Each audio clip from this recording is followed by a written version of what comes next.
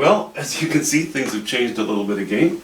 I decided to, this to me started to look like such a fog bank. I thought, well, that could be sitting over one of those very large prairie lakes, Lake Winnipeg or Lake Manitoba or Lake Diefenbaker, because, I have seen this scene definitely before.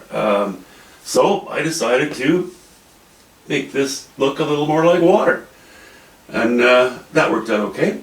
I also needed to clean up the edges a little bit on this shed, and I don't know what it is, but I always end up wanting to put at least one post right there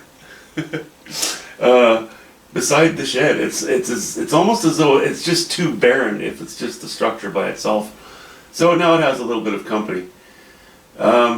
Because I've just laid this in, the dark lines here and then the post, the paint's a little too slippery, so I'm not going to work on the shed just yet.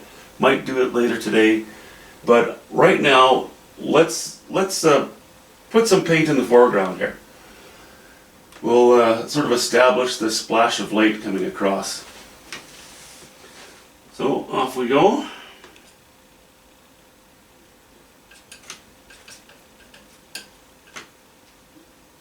The darker, well, it's a greenish, it's actually raw umber and yellow ochre that I've laid in. Now I'm going more to a little more raw umber in it, and I'm adding a little bit of burnt sienna. Also, I washed in this foreground because I wanted it dark. I wanted to lay this intense light over the dark. Maybe you see a little bit of the tooth of the canvas yet. Just a little more drama, and considering we are moving closer to ourselves in the foreground, I wanted that strength there. So that's my excuse. Okay, throw a little cad yellow pale in that mix. I would like light.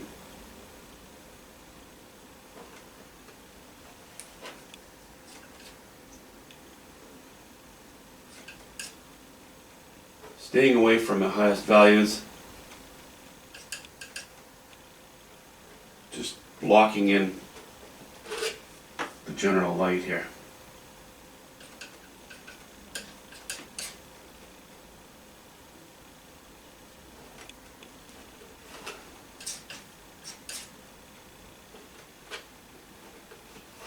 Excuse me.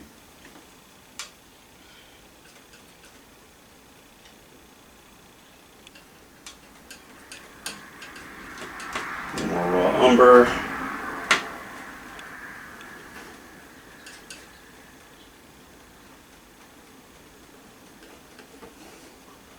I'm changing the direction of my brush strokes, or my knife strokes a little bit. I don't want to have too much of a flat look here. I like the foreground to have a little bit of texture. So some raw umber. Cad yellow, no, raw umber, yellow ochre and white, but not much yellow ochre, really more raw umber. Too light.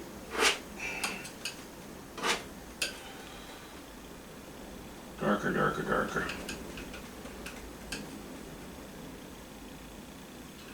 And a little bit of burnt sienna, there we go, that's more. That's more in tune with my thinking.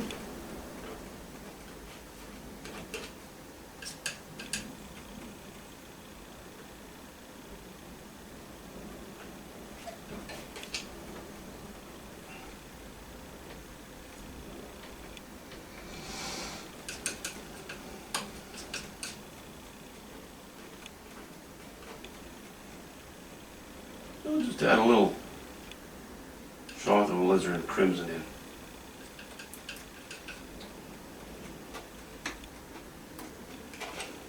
Yeah, that works.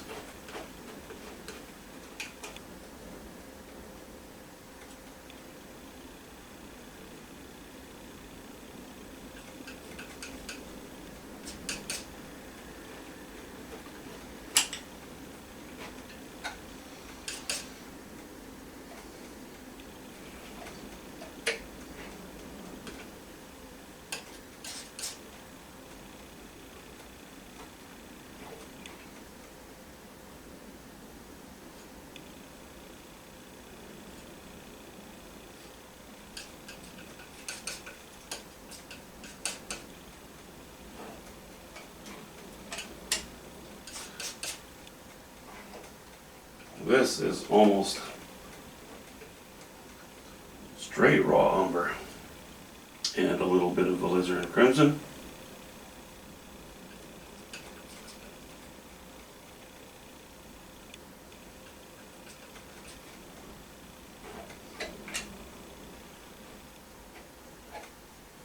Trying to keep the foreground, the immediate foreground somewhat subdued in order to contrast the slash of light that will be higher on the painting.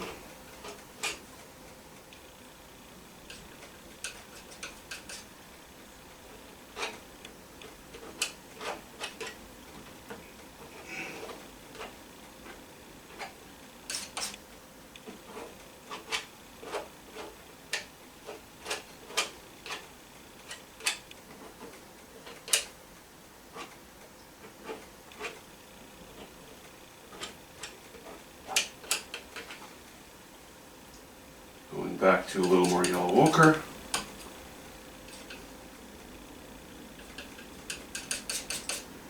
Just kind of throwing it on my pile, slowly modifying the color as I go.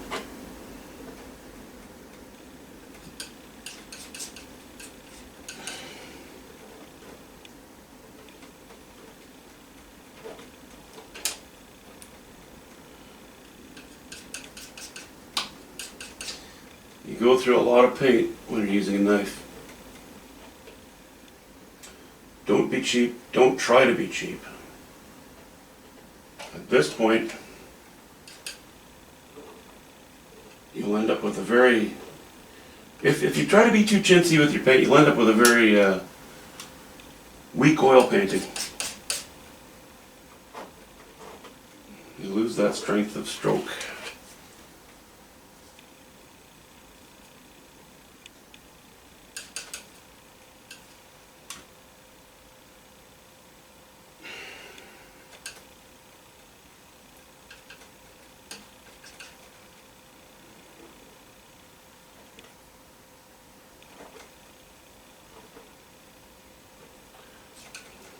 So the knife strokes have created several interesting shapes.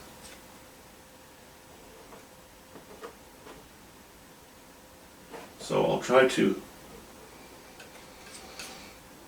work around them a little bit.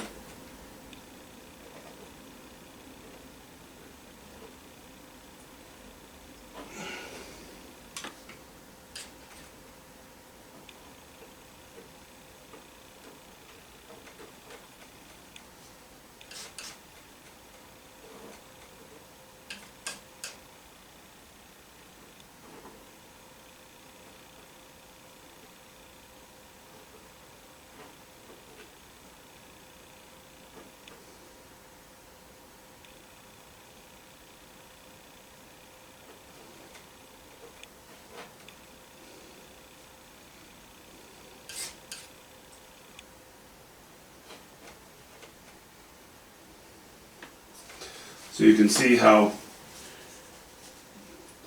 my plan here is for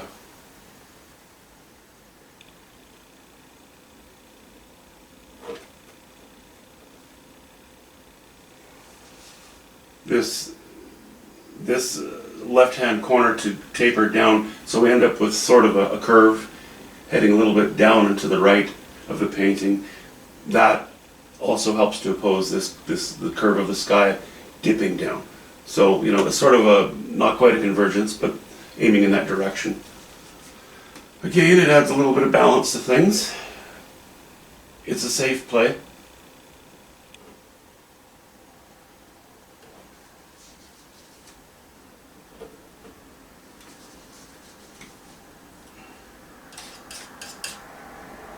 Okay, that's a pretty dark line for that corner, so I'm just going to smear that around a little bit.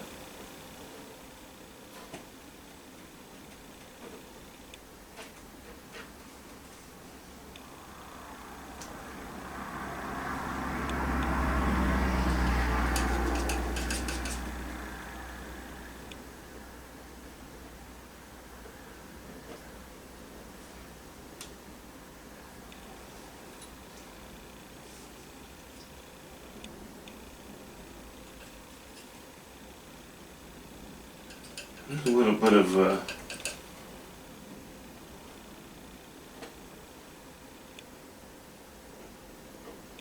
burnt sienna and white.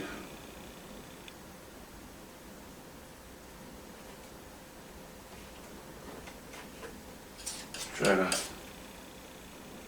give ourselves a little more variety there.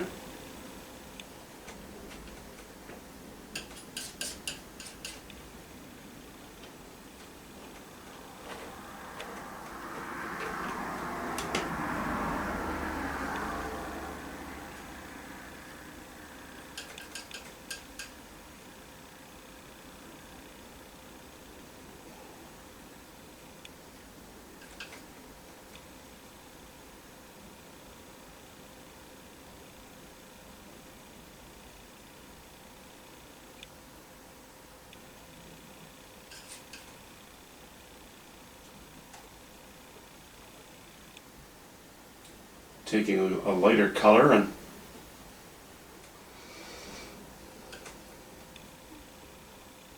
cutting it against some of this darker foreground.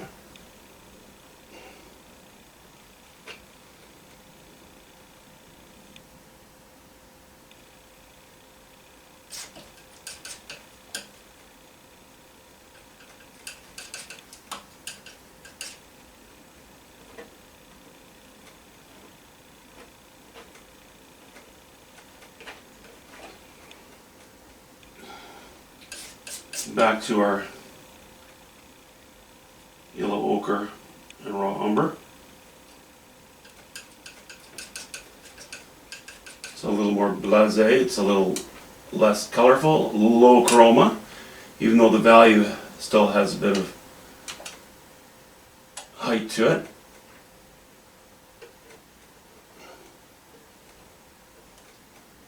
It is the corner of the painting, so, you know, that's another safe play, just toning things down a little bit as you get towards the edge.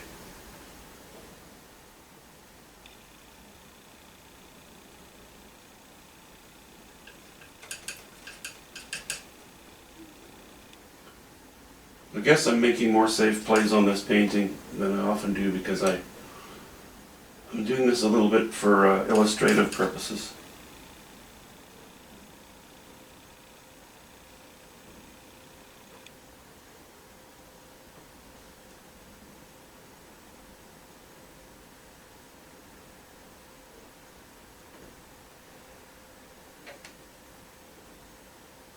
Stop. Ah, one more stroke in there.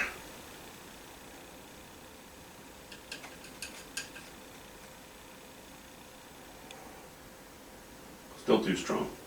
Or rather, it was too weak and now it's too strong. Okay.